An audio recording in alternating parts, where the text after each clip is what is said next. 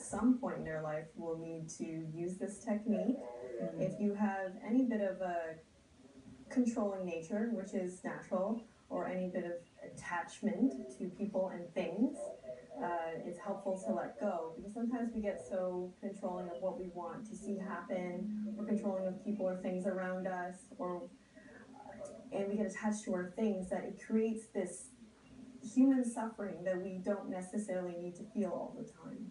Yeah, okay. It's kind of like a big roadblock, like hardened and clogged arteries of energy that you just can't move forward in things.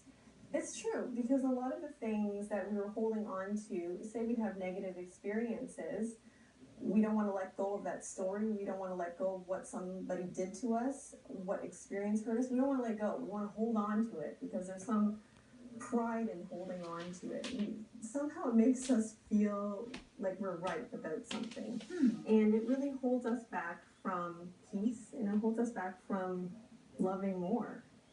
They always say it takes more energy to hold on to a grudge than to let it go, right? Exactly. So where do I start? Let's say I have a grudge against Teresa that is just ever since I started here, I can't get over it. How do I let go? That's a really great question, because it's very difficult. Say if someone really hurt you, or if you got really hurt by experience, you don't want to let that go. I can't believe this person did that to me, or I can't believe this happened to me. And every time you think about it, you get so angry and so mad and so upset.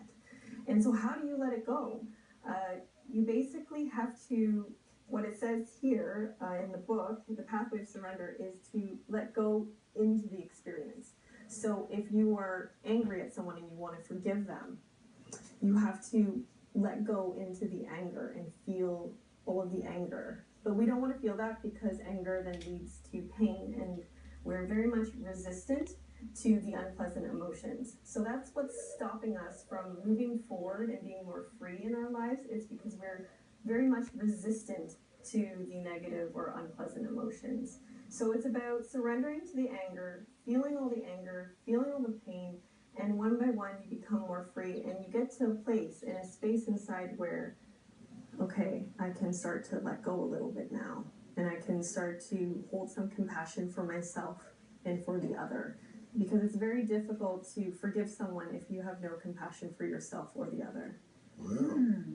It's very interesting. And all this information, the book here is to show the viewers, Letting Go by David R. Hawkins. He's an MD and PhD.